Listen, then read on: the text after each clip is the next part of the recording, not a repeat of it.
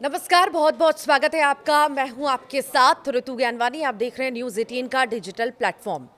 बांग्लादेश पिछले साल अगस्त से ही अस्थिर बना हुआ है। इन 10 महीनों में बांग्लादेश ने बहुत कुछ देखा, बहुत कुछ झेला। बांग्लादेश के लिए आज का दिन भी अहम था। ढाका की सड़कों पर नाराजगी का शोर है, सैन्य ठिकानों में बेचैनी है और अंतर्राष्ट्रीय मंचों पर बांग्लादेश की छवि दांव पर लगी थी। अंतरिम सरकार के प्रमुख मोहम्मद यूनुस, जमात ए इस्लामी और बीएनपी नेताओं से मुलाकात के बाद ये करीब करीब साफ हो गया कि यूनुस अभी इस्तीफा नहीं देने वाले हैं और अभी बांग्लादेश को वही संभालेंगे। इस बातचीत के राजनीतिक उथल पुथल की संभावना पर फिलहाल रोक लग गई है।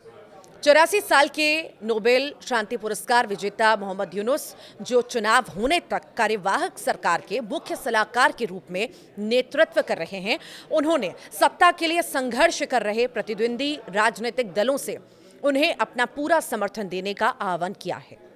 उनके प्रेस सचिव शफीकुल आलम ने पुष्टि की कि यूनुस बांग्लादेश नेशनलिस्ट पार्टी के नेताओं से मिलेंगे, जिन्हें दिसंबर तक होने वाले चुनावों में सबसे आगे देखा जा रहा है।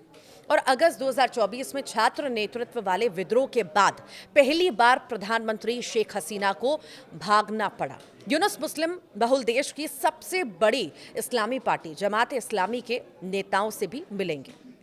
यूनुस दबाव की रणनीति का उपयोग करके जो है सत्ता में बने रहने की कोशिश भी कर रहे हैं। उनके समर्थक राष्ट्रव्यापी चुनावों के खिलाफ रैली भी कर रहे हैं। राजधानी ढाका में पोस्टर लगाए गए हैं जिनमें पहले सुधार, बाद में चुनाव और 5 साल तक यूनुस को सत्ता में बनाए रखने की मांग की गई है।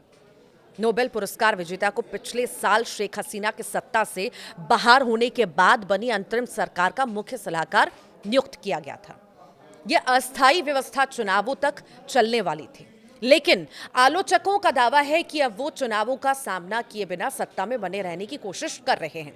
यूनुस ने बार बार चुनावों की घोषणा करने से परहेज किया और कथित तौर पर प्रस्तावित रोहिंग्या कॉरिडोर पर राजनीतिक और सैन्य प्रतिरोध के बीच इस्तीफे की धमकी दी है, जिसके बारे में उनके आलोचकों का दावा है कि इसे संयुक्त राज्य अमेरिका का समर्थन जो है संयुक्त राज्य का समर्थन जो है प्राप्त है।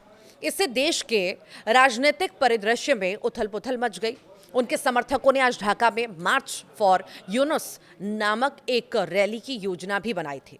ये पूरा घटनाक्रम यूनुस की नाहिद इस्लाम से मुलाकात के बाद हुआ है, जो अब नेशनल सिटीजन्स पार्टी के प्रमुख हैं और अंतरिम सरकार का हिस्सा रहे हैं और पिछले साल विरोध प्रदर्शनों का चेहरा रहे हैं।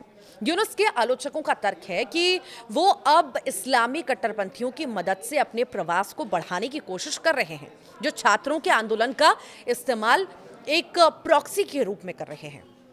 स्थानीय मीडिया ने यूनुस की इस्तीफे की धमकी का कारण बांग्लादेश में रोहिंग्या कॉरिडोर बनाने की उनकी योजना का कड़ा विरोध जताया है। आलोचकों का दावा है कि कॉरिडोर के विचार को अमेरिका का समर्थन प्राप्त है और संयुक्त राष्ट्र इसका नेतृत्व कर रहा है। लेकिन बांग्लादेश की सेना का कहना है कि देश की क्षेत्रीय अखंडता और संप्रभुता से जुड़े मुद्दों पर केवल जनता के जनादेश वाली निर्वाचित सरकार ही निर्णय ले सकती है। सेना प्रमुख जनरल वकरुज्जमान ने सेना के अधिकारियों के साथ बातचीत के दौरान इस विचार का मजाक उड़ाया और इसे खूनी कॉरिडोर करार दे दिया। सूत्रों का कहना है कि रोहिंग्या कॉरिडोर पर मतभेदों के कारण बांग्लादेश के विदेश सचिव को इस सप्ताह के शुरू में इस्तीफा देना पड़ा था।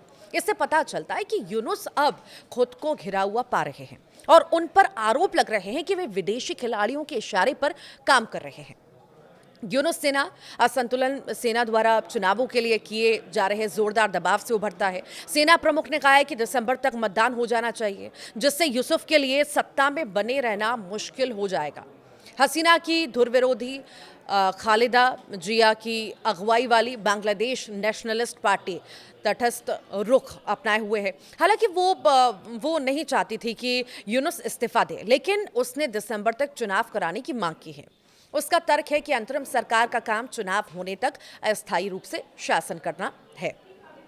हालात अब ऐसे मोड़ पर पहुंच गए हैं कि जहां यूनुस खुद को राजनीतिक बंधक जैसा महसूस कर रहे हैं। बीएनपी ने ढाका में हजारों समर्थकों के साथ प्रदर्शन कर स्पष्ट चुनाव शेड्यूल की मांग की है, तो वहीं एनसीपी जो 2024 के छात्र आंदोलन से निकली पार्टी है, यूनुस की टीम पर पक्षपात का आरोप लगा चुकी है। धार्मिक दलों का गुस्सा भी कम नहीं है। जमात इस्लामी पर लगे प्रतिबंध को हटाने के फैसले ने मुस्लिम हिंदू समुदायों में तनाव बढ़ा दिया है। आपको बता दें कि बांग्लादेश की सेना ने भी 21 मई को चेतावनी दी थी कि यदि दिसंबर तक चुनाव नहीं कराए गए तो वे खुद हस्तक्षेप कर सकते हैं। सेना प्रमुख जनरल वकर उज जमान ने यूनुस के विदेश नीति विकल्पों खासतौर से म्यांमार के रखाइन क्षेत्र को लेकर दिए गए प्रस्ताव पर भी आपत्ति जताई थी। यूनुस इस्तीफा देते तो सबसे बड़ा संकट नेतृत्व का होता। बांग्लादेश की अंतरिम सत्ता कौन संभालेगा और क्या नया नेतृत्व सभी गुटों को साथ ला पाएगा? तो वहीं अब यूनुस बने रहेंगे तो उन्हें विपक्ष, सेना और आम जनता सभी की अपेक्षाओं को संतुलित करना होगा। बीएनपी और एनसीपी जैसे दल मानते हैं कि अब उनका बने रहना बांग्लादेश के लोकतांत्रिक भविष्य के लिए नुकसानदेह हो सकता है।